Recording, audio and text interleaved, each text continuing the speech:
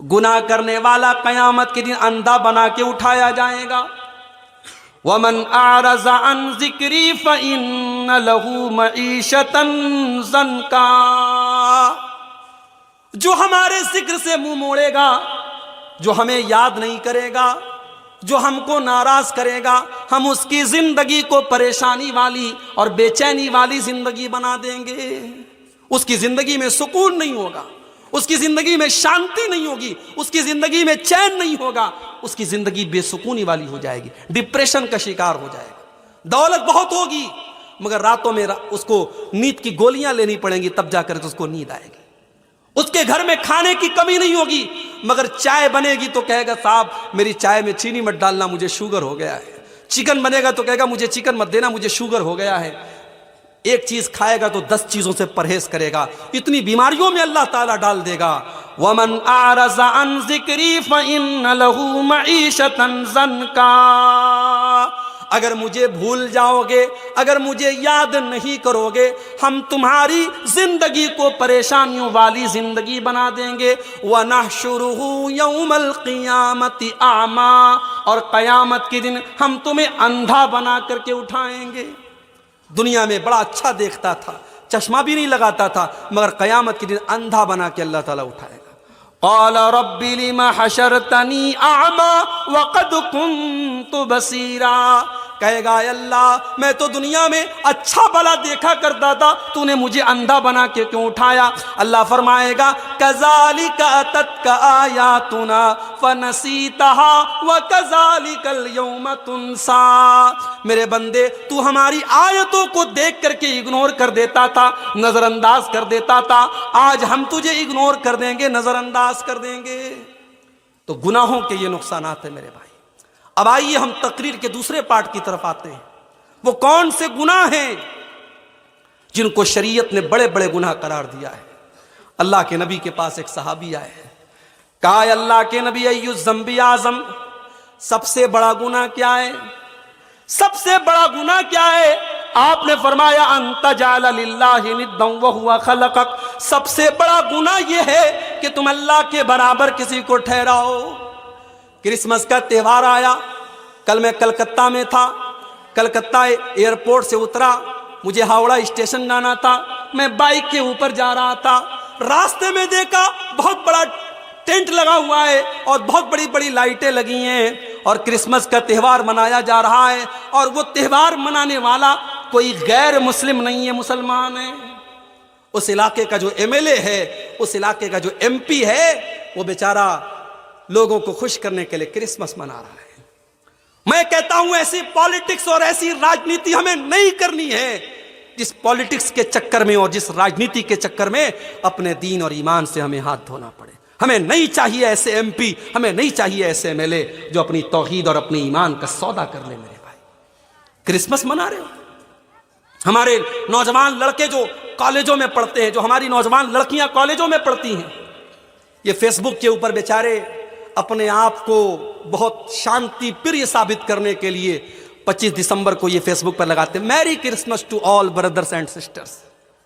کیا کہتے ہیں؟ میری کرسمس، کرسمس کی مبارکباد دے رہے ہیں. تیرے بقرعید کا تہوار آیا تو کسی عیسائی نے بکرا تو نہیں کاٹا. تیری عید کا تہوار آیا تو کسی عیسائی نے آ کر کے تیری عیدگاہ میں 2 رکعت نماز تو نہیں پڑھی. تجھے بڑی خوشی ہے اس کے کرسمس منانے کی. تجھے معلوم ہے یہ کرسمس کا تہوار کیوں منایا جا رہا ہے؟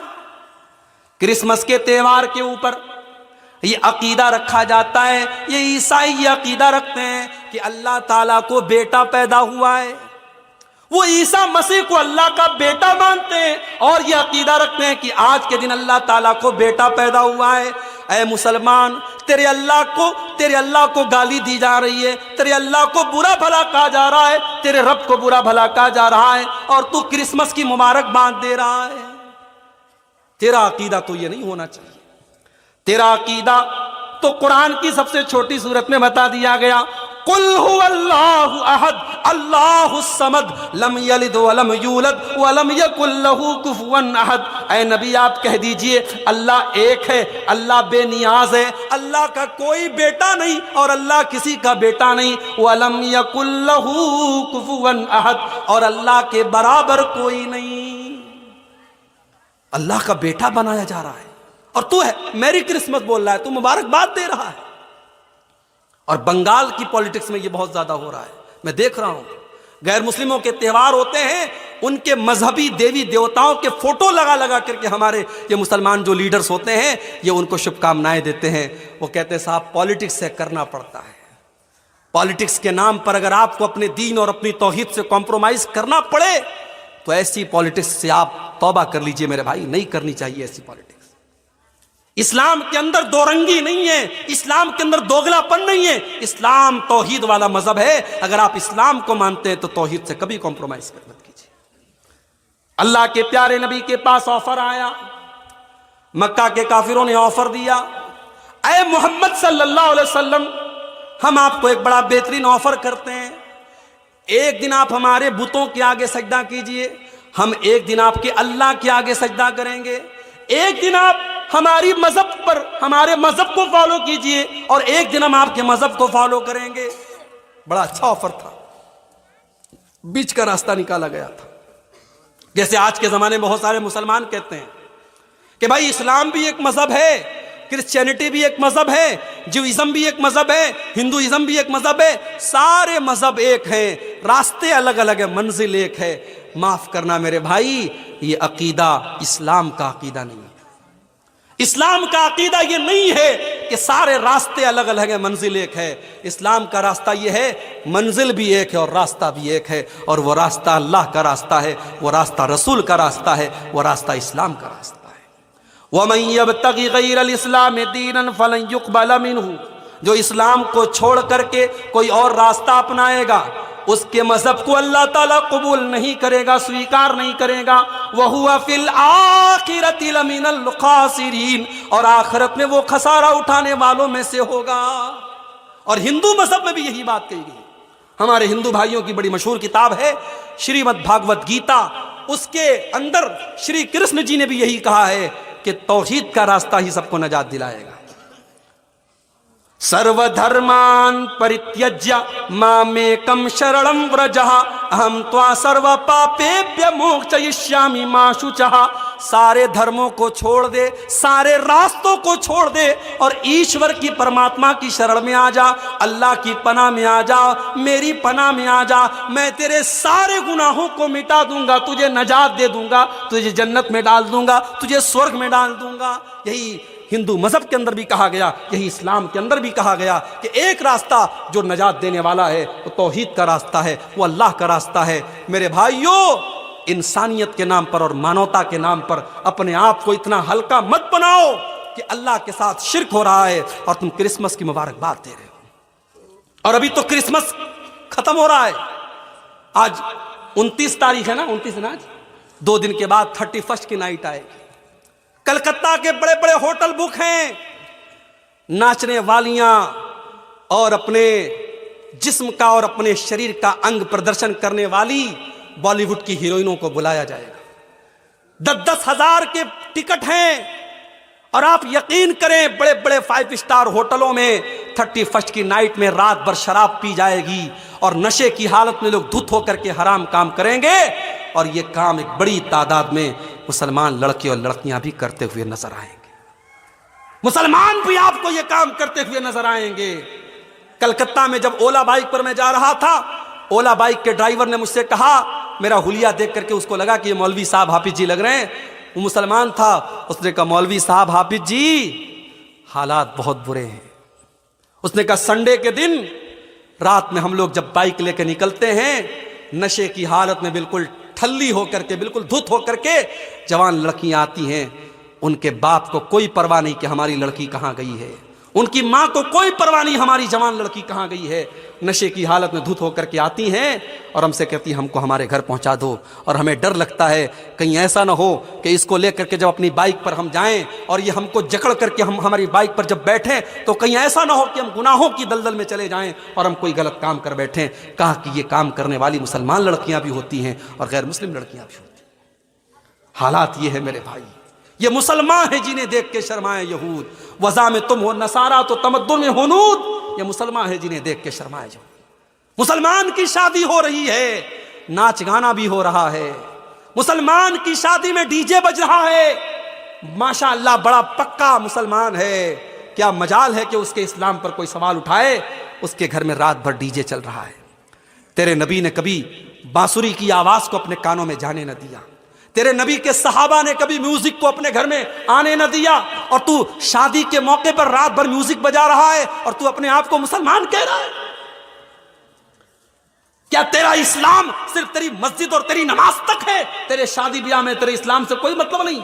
میں کہتا ہوں علماء پابندی لگا دیں، جس کے گھر میں شادی میں ڈی جے بجے گا، ناچ گانا ہوگا، سارے علماء مل کر کے یہ طے کر لے اس کے گھر میں ہم نکاح نہیں پڑھائیں گے، اس کی شادی میں ہم نہیں جائیں گے، لوگوں کے دماغ صحیح ہو جائیں گے، جائیں پڑھائیں، خود اپنا نکاح پڑھائیں، علماء منع کرتے ہم ایسی شادیوں میں نہیں جائیں گے۔ شادی ہماری کیسی ہو رہی ہے میرے بھائی؟ ماشاء اللہ باپ کے چہرے پر شرعی داڑھی ہے، ماتھے پر سجدے کا نشان ہے، شادی میں اپنی جوان بیٹی کو لے کے گیا ہے، کار سے نکلا، جوان بیٹی ساڑی پہن کر کے اور گاؤن پہن کر کے نکلی ہے، اس کا پورا آدھا شریر ڈھکا ہے اور آدھا شریر نظر آ رہا ہے، اور سارے لوگ اس کی لڑکی کو دیکھ رہے ہیں، اور باپ کو کوئی فرق نہیں پڑتا ہے، صاحب فیشن کا زمانہ ہے، شادی کے موقع پر میری لڑکی تو حور بن کے آئی ہے، میری لڑکی جو چاہے پہنے، کیا فرق پڑتا ہے؟ مجھے بتاؤ، کیا شادی کے موقع پر بے پردگی جائز ہو گئی، بے حیائی جائز ہو گئی؟ میں کہتا ہوں وہ لڑکی جتنی گنہگار ہے، وہ لڑکی جتنی گنہگار ہے، اس لڑکی کا جوان باپ اور اس لڑکی کی ماں، اس جوان لڑکی کا باپ اور اس لڑکی کی ماں جس نے اس کو وہ کپڑا لا کے دیا ہے اور وہ کپڑا پہنایا ہے، اور وہ کپڑا پہن کر کے اپنے شریر کا پردرشن کر کے جب وہ لڑکی شادی میں گئی ہے تو باپ بھی برابر گنہگار ہوگا، ماں بھی برابر گنہگار ہوگی۔ اللہ کے نبی فرماتے ہیں ثلاث لا ينظر اللہ عز وجل الیہم یوم القیامہ، تین لوگ ایسے ہیں کہ قیامت کے دن اللہ تعالیٰ نہ تو ان کی طرف دیکھے گا، نہ ان سے بات چیت کرے گا، نہ ان کو گناہوں سے پاک و صاف کرے گا۔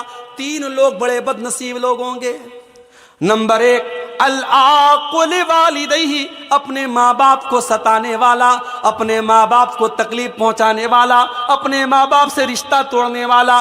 نمبر دو، والمرأۃ المترجلہ، مردوں کی نقل کرنے والی، مردوں کی کاپی کرنے والی عورت۔ اور نمبر تین، الدیوس الذی یقر فی اہلہ الخبث، وہ دیوس آدمی، وہ بے غیرت آدمی، وہ بے شرم آدمی جس کے گھر کی بہو بیٹی بے حیائی کا کام کرے اور اس کو کوئی فرق نہ پڑے۔ میرے بھائی، مردوں کے وہ اکبر الہ آبادی کا شعر ہے نا، بے پردہ نظر آئیں کل جو چند بیویاں، بے پردہ نظر آئیں کل جو چند بیویاں، اکبر زمین میں غیرت قومی سے گڑ گیا، پوچھا جو ان سے آپ کا پردہ وہ کیا ہوا، پوچھا جو ان سے آپ کا پردہ وہ کیا ہوا، کہنے لگی کہ عقل پہ مردوں کے پڑ گیا۔ یہ مردوں کی عقل پہ پردہ پڑا ہے۔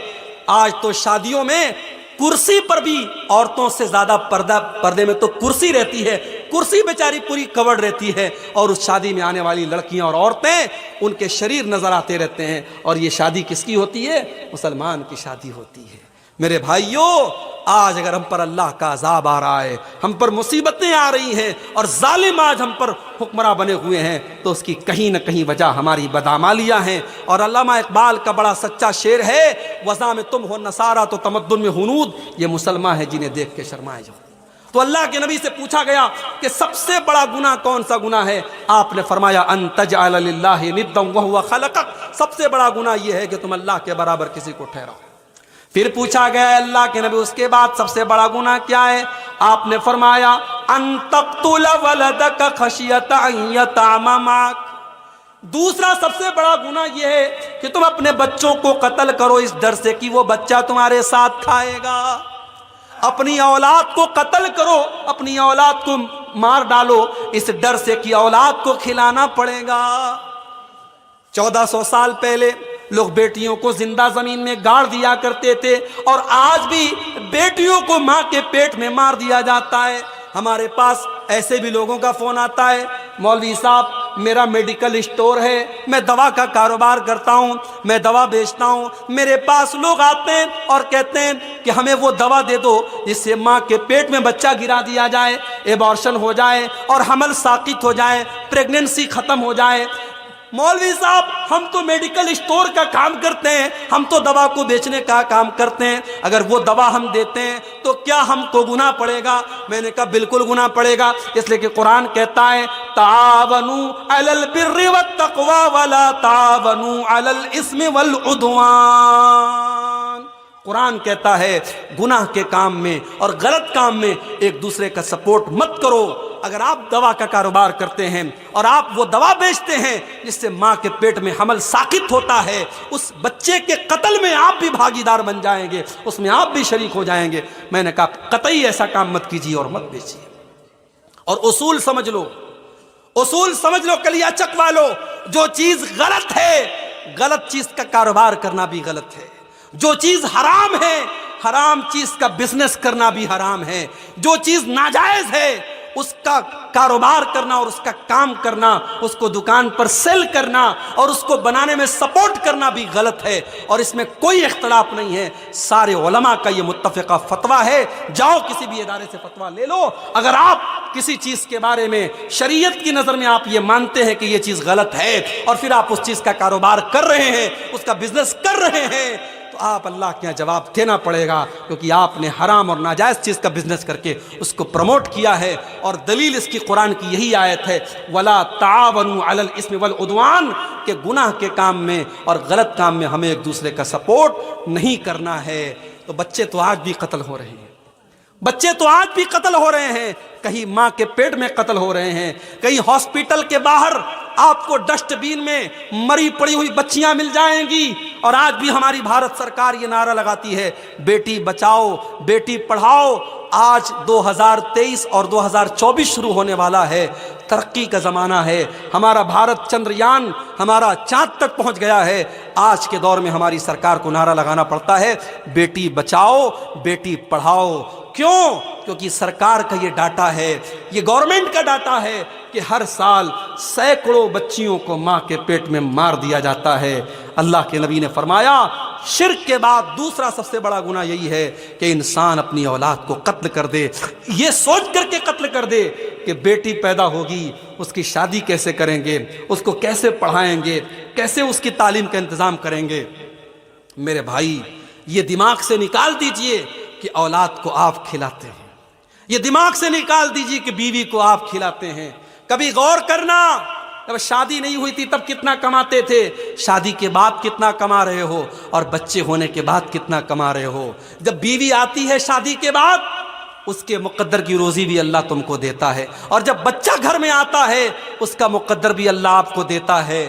کبھی یہ مت سمجھو کہ اپنے بچوں کو ہم کھلاتے ہیں، ہم اور آپ نہیں کھلاتے، اللہ کھلاتا ہے۔ یہ الگ بات ہے، کسی کی مہینے کی آمدنی 10 لاکھ روپیے ہے، کسی کی 10,000 روپیے ہے، اور کوئی بیچارہ بڑی مشکل سے اپنا گزر بسر کر رہا ہے، مگر اللہ تعالیٰ سب کو کھلا رہا ہے، سب کو پلا رہا ہے۔ اولاد کو قتل مت کرو میرے بھائی، اولاد کی ہتیا کرنا یہ بہت بڑا پاپ ہے۔ پھر پوچھا گیا اللہ کے نبی اس کے بعد تیسرا سب سے بڑا گناہ کیا ہے؟ آپ نے فرمایا ان تزانی حلیلۃ جارک، اپنے پڑوسی کی بیوی کے ساتھ زنا کرنا۔ زنا تو کسی کے ساتھ بھی حرام ہے، لیکن پڑوسی کی بیوی کا نام کیوں لیا اللہ کے نبی نے؟ کیونکہ پڑوسی پر پڑوسی وشواس کرتا ہے، پڑوسی پر پڑوسی بھروسہ کرتا ہے، پڑوسی گھر کو بند کر کے جاتا ہے تو پڑوسی سے بول کے جاتا ہے میرے گھر کی رکشا کرنا، میرے گھر کی حفاظت کرنا۔ پڑوسی کا بڑا حق ہوتا ہے میرے بھائی، اگر پڑوسی کی بیوی کے ساتھ اور پڑوسی کی بیٹی کے ساتھ اور پڑوسی کی بہن کے ساتھ اگر کوئی زنا کر رہا ہے تو یہ گناہ پر گناہ ہے، یہ بہت بڑا گناہ ہے۔ اللہ کے نبی نے اس کو تیسرا سب سے بڑا گناہ قرار دیا ہے۔ آج جو حالات میرے سامنے ہیں میرے بھائی، جو حالات ہم دیکھ رہے ہیں، آج معاشرے میں شادی کو بہت مشکل بنا دیا گیا۔ آپ کے اسی کلیا چک کے علاقے میں جہاں الحمدللہ اہل حدیثوں کی بہت بڑی بستی ہے، پورا علاقہ اہل حدیثوں کا علاقہ ہے، جمعہ کی نماز میں آ جاؤ 2-2 ہزار 2,500 نمازی بھرے رہتے، اتنی بڑی بڑی مسجدیں ہیں آپ کے علاقے میں۔ لیکن اس علاقے میں جب ہم آتے ہیں اور لوگ کہتے ہیں مولوی صاحب ہمارے یہاں لین دین بہت چلتا ہے، شادی میں تھوڑا بول دیجئے گا، بڑی ڈیمانڈ کی جاتی ہے، تھوڑا اس پر بھی بول دیجئے گا۔ میں نے پوچھا غریب باپ اپنی لڑکی کی شادی کیسے کرتا ہے؟ تو کسی نے کہا مولوی صاحب غریب آدمی یا تو بینک سے لون لیتا ہے یا گھر بیچ دیتا ہے۔ میرے بھائیوں آج ہم نے بیٹیوں کو اتنا بڑا بوجھ بنا دیا کہ بیٹی کی شادی کرنے کے لیے باپ کو اپنا گھر بیچنا پڑتا ہے اور باپ کو بیاج پر بینک سے لون لینا پڑتا ہے۔ پوری اسلامی تاریخ میں اور پورے اتہاس میں بیٹی اتنی بوجھ نہیں بنی تھی جتنا بڑا بوجھ آج ہم نے بیٹی کو بنا دیا ہے۔ آج کتنی غریب بیٹیاں ہیں، باپ بیچارہ پریشان ہے، میری آمدنی نہیں ہے، میری کمائی نہیں ہے، بیٹی جوان ہو رہی ہے، 25 سال کی ہو رہی ہے، 30 سال کی ہو رہی ہے، بیٹی کی شادی کیسے کروں؟ آج کتنے باپ ہیں جو بیچارے وقت کے پہلے بوڑھے ہو رہے ہیں، بال ان کے سفید ہو رہے ہیں، چہرے پر جھریاں پڑ گئی ہیں، بیٹی کی جوانی نے ان کی چنتا کی لکیروں کو بڑھا دیا ہے۔ میرے بھائیو اللہ کے واسطے ہوش کے ناخن لو، اللہ کے واسطے ہوش کے ناخن لو۔ اور میں بڑے دل کے درد کے ساتھ یہ بات کہہ رہا ہوں، اہل حدیث صرف زور سے آمین بولنے کا نام نہیں ہے، صرف سینے پر ہاتھ باندھنے کا نام اہل حدیث نہیں ہے، صرف رفع یدین کرنے کا نام اہل حدیث نہیں ہے، صرف چند نماز کے طریقے میں بدلاؤ کا نام اہل حدیث نہیں ہے۔ اہل حدیث کہتے ہیں اس انسان کو جو مکمل اسلام کو فالو کرتا ہے، جو قرآن و حدیث پر چلتا ہے۔ اگر آپ کی نماز قرآن و حدیث والی ہے تو آپ کا شادی بیاہ کا سسٹم بھی قرآن و حدیث والا ہونا چاہیے۔ اگر آپ اپنے بیٹے کی شادی میں ڈیمانڈ کر رہے ہیں تو آپ کو اعلان کر دینا چاہیے کہ میں انٹرنیشنل بھکاری ہوں، میں کوئی اہل حدیث نہیں ہوں، میں تو بھکاری ہوں، بیٹے کے لیے بھیک مانگ رہا ہوں۔ بڑے انداز سے اور بڑے اسٹائل سے آج لوگ بھیک مانگتے ہیں جہیز کے نام پر۔ میرے بھائیوں میں اپنے نوجوانوں سے کہنا چاہوں گا کہ اگر تمہیں اپنے بازوؤں پر ہمت ہے اور اپنے بازوؤں پر بھروسہ ہے تو اتنا گٹس پیدا کرو، اپنے باپ سے جا کے کہہ دو، اپنی ماں سے جا کے کہہ دو کہ میں ایک معمولی چٹائی پر لیٹ جاؤں گا مگر مجھے اپنے سسرال سے ملنے والے بیڈ کا انتظار نہیں کرنا ہے، میں گھڑے کا ٹھنڈا پانی پی لوں گا، مجھے سسرال سے ملنے والی فریز کا انتظار نہیں ہے، میری بیوی اپنے ہاتھوں سے کپڑا دھل لے گی، مجھے سسرال کی واشنگ مشین کا انتظار نہیں ہے، میں اپنے بیٹی کے باپ کو میں جہیز کے نام پر کوئی اس کے اوپر بوجھ نہیں ڈالوں گا۔ آج میرے بھائیوں ان ڈیمانڈوں کی وجہ سے بیٹی بوجھ ہو رہی ہے۔ نکاح کو آسان کرو میرے بھائی، نکاح کو آسان کرو، ورنہ آج ابھی نیوز آئی ہے یو پی کے اندر سے، مدرسے میں پڑھنے والی لڑکی اسلام چھوڑ کر کے دوسرے مذہب میں داخل ہو چکی ہے، مرتد ہو چکی ہے۔ یہ اتر پردیش کی نیوز ہے۔ آج اتر پردیش سے لے کر بنگال تک کتنی مسلمان لڑکیاں ہیں جو اسلام کو چھوڑ رہی ہیں، مرتد ہو رہی ہیں، دین اسلام کو چھوڑ کر کے دوسرے مذہب میں داخل ہو رہی ہیں۔ یہ رونے کا مقام ہے میرے بھائی۔ اسلام کوئی ایسا دین تو نہیں ہے، یہ تو اللہ کا دین ہے۔ آج یہ دور آ گیا کہ ہماری بیٹیاں، ہماری بہنیں اسلام کو چھوڑ کے جا رہی ہیں اور ہمیں سمجھانا پڑ رہا ہے کہ اسلام بہت اچھا دین ہے۔ ہم نے تو تاریخ میں سمیہ کا واقعہ پڑھا تھا، ہم نے تو تاریخ میں ایسی عورتوں کا واقعہ پڑھا تھا جنہوں نے اپنی جان دے دی مگر ایمان کو جانے نہ دیا، اور آج عشق اور پیار کے نام پر اور محبت کے نام پر مسلمان لڑکی اپنے مذہب کو اور اپنے اسلام کو چھوڑ رہی ہے۔ میرے بھائیوں نکاح کو آسان کرو، نکاح کو آسان کرو۔ آج ایسی لڑکیوں کے میرے پاس بھی میسج آتے ہیں، ای میل آتا ہے، مولوی صاحب میرا باپ میری شادی ایسی جگہ کرنا چاہتا ہے جہاں لڑکا قبر پرست ہے، مزار پہ سجدہ کرتا ہے، قبر پہ سجدہ کرتا ہے، پورے گھر میں تعویذ پہنا جاتا ہے۔ مولوی صاحب میں ایسے گھر میں شادی نہیں کرنا چاہتی ہوں، میں نے اپنے باپ سے کہا کہ میری شادی فلاں کے ساتھ کر دیجئے، وہ لڑکا نیک ہے، دیندار ہے اور قرآن و حدیث پر چلنے والا ہے، لیکن میرا باپ تیار نہیں ہے۔ کان کھول کر کے سن لو، اگر لڑکی کی شادی اس کے ولی کی اجازت کے بغیر جائز نہیں ہے تو لڑکی کی شادی زبردستی کرنا بھی جائز نہیں ہے۔ زبردستی اگر آپ اپنی لڑکی کی شادی اس کی مرضی کے بغیر غلط جگہ کر رہے ہیں تو یہ بھی جائز نہیں ہے۔ لڑکی کی اجازت بھی ضروری ہے۔ اگر لڑکی کی شادی میں اس کے گارجین کا تیار ہونا اور اس کے ولی کا راضی ہونا ضروری ہے تو لڑکی کی رضامندی بھی ضروری ہے۔ آپ زبردستی اگر لڑکی کی شادی کرتے ہیں تو اسلام کی نظر میں یہ نکاح بھی ویلڈ نہیں ہے، صحیح نہیں ہے۔ اس لیے میرے بھائی تھوڑے سے اس معاملے میں سمجھداری سے کام لیجئے۔ اگر لڑکی کسی لڑکے کے ساتھ شادی کرنے کو بول رہی ہے یا لڑکا کسی لڑکی کے ساتھ شادی کرنے کو بول رہا ہے اور وہ رشتہ صحیح ہے، دین کے اعتبار سے کوئی خرابی نہیں ہے، تو ماں باپ ضد نہ کریں اور نکاح کر دیں، تاکہ آئندہ زندگی میں وہ لڑکا یا لڑکی کوئی ایسا قدم نہ اٹھائے جس سے پورے خاندان کی عزت پر دھبا لگے۔ اس معاملے میں ہمیں سمجھداری سے کام لینا پڑے گا۔ اللہ کے پیارے نبی فرماتے ہیں اذا خطب الیکم ممن ترضون دینہ وخلقہ، جب تمہاری لڑکیوں کے لیے ایسا رشتہ آئے، لڑکا دیندار ہے اور لڑکا اچھے اخلاق والا ہے، فزوجوہ، تو تم اپنی لڑکیوں کی شادی ایسے لڑکوں سے کر دو۔ اگر ایسا نہیں کرو گے تکن فتنۃ فی الارض وفساد عریض، تو زمین کے اندر فساد پھیلے گا اور فتنہ پھیلے گا۔ تو میرے بھائیو، اگر ہمیں زناکاری کو روکنا ہے تو ہمیں نکاح کو آسان کرنا پڑے گا۔ اور آگے بڑھیے، اللہ کے نبی فرماتے اجتنبوا السبع الموبقات، 7 ہلاک کر دینے والے گناہوں سے بچو۔ صحابہ نے پوچھا اے اللہ کے نبی کون سے 7 ہلاک کر دینے والے گناہ ہیں؟ آپ نے فرمایا الشرک باللہ، سب سے بڑا گناہ تو اللہ کے ساتھ شرک کرنا ہے، جو اللہ معاف نہیں کرے گا۔ اگر شرک کی حالت میں انسان مر گیا تو اللہ کیا اس کو جنت ملنے والی نہیں ہے؟ الشرک باللہ، سب سے بڑا گناہ شرک کرنا۔ نمبر 2 والسحر، جادو کرنا۔ آج جادو بھی ہو رہا ہے، آج جادو بھی ہو رہا ہے۔ آج ایک دوسرے سے حسد اور جلن میں لوگ ایک دوسرے کے اوپر جادو بھی کروا رہے ہیں، عورتیں بھی جادو کروا رہی ہیں، مرد بھی جادو کروا رہے ہیں۔ جادو کرنا کرانا حرام ہے۔ اللہ کے نبی کہتے ہیں ہلاک کر دینے والا دوسرا بڑا گناہ جادو کرنا۔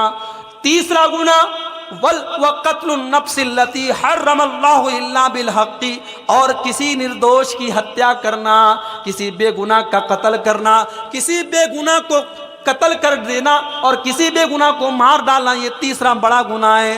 نمبر 4 وَأَكْلُ الرِّبَا، سود کھانا، بیاج کھانا، انٹرسٹ کھانا، اور انٹرسٹ پر لوگوں کو قرضہ دینا۔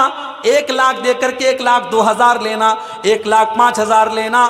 سود اور بیاج کی جتنی شکلیں ہیں، کان کھول کر کے سن لو، اللہ کے نبی فرما رہے ہیں وَأَكْلُ الرِّبَا، سود اور بیاج کھانا یہ بھی ہلاک کر دینے والا گناہ ہے۔ آج کتنے مسلمان ہیں جو سود اور بیاج کا لین دین کر رہے ہیں؟ اور سود کی جب بات آئی ہے تو یہ بھی سن لو کہ جس طریقے سے سود کا کھانا حرام ہے اور سود کا لینا حرام ہے، ویسے ہی سود اور بیاج کا دینا حرام ہے۔ آج بندھن بینک کے نام پر اور بندھن لون کے نام پر آج گھر گھر عورتوں کے نام پہ لوگ لون لے رہے ہیں اور بیاج پر پیسہ لے رہے ہیں۔ یاد رکھو، اللہ کے نبی نے بیاج کھانے والے، بیاج کھلانے والے، بیاج کو لکھنے والے، بیاج کی گواہی دینے والے، سب پر اللہ کے نبی نے لعنت کی، اور آپ نے فرمایا سب برابر ہیں۔ اس لیے بیاج کے کھانے کھلانے والے کان کھول کر کے سن لے، ہلاک کر دینے والے گناہوں میں چوتھا گناہ اللہ کے نبی نے فرمایا وَأَكْلُ الرِّبَا، سود کھانا۔ نمبر 5 وَأَكْلُ مَالِ الْيَتِيمِ، اور یتیم کا مال کھانا، یہ بھی بہت بڑا گناہ ہے۔ جو بچہ یتیم ہو گیا، جو بچہ اناتھ ہو گیا، جس کا باپ مر گیا، اس کو تو سہارے کی ضرورت ہے۔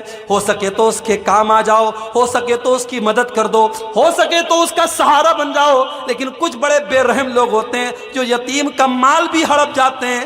کان کھول کر کے ایسے لوگ سن لیں، یتیم کا مال کھانے والا اپنے پیٹ میں جہنم کی آگ بھر رہا ہے۔ اللہ نے فرمایا ان الذین یأکلون اموال الیتامی ظلما انما یأکلون فی بطونہم نارا، جو لوگ یتیم کا مال کھاتے ہیں وہ اپنے پیٹ میں جہنم کی آگ بھر رہے ہیں۔ یتیم کا مال کھانے والا جہنم کی آگ بھر رہا ہے۔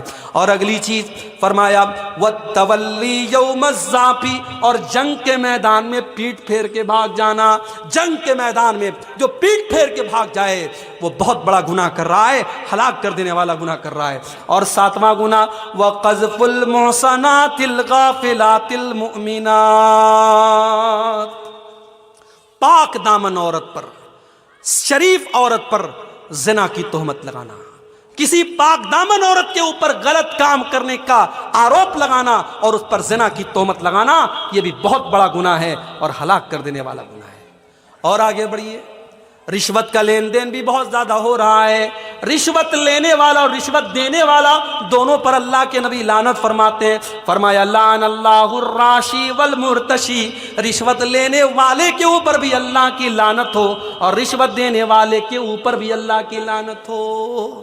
کسی کا حق مارنے والا، کسی کی زمین جائیداد کو کھا جانے والا، یہ بھی بہت بڑا گنہگار ہے۔ اللہ کے نبی فرماتے ہیں لَتُؤَدُّنَّ الْحُقُوقَ إِلَىٰ أَهْلِهَا يَوْمَ الْقِيَامَةِ، او لوگو تم نے دنیا میں کسی کا حق اگر لے لیا ہے تو اس کا حق دے دو، ورنہ قیامت کے دن تم کو دینا پڑے گا. حتی یقاد للشاۃ الجلحاء من الشاۃ القرناء، یہاں تک کہ اگر سینگ دار بکری نے بغیر سینگ والی بکری کے اوپر ظلم کیا ہے، اگر سینگ والی بکری نے بغیر سینگ والی بکری کو مارا ہے تو قیامت کے دن اس بکری سے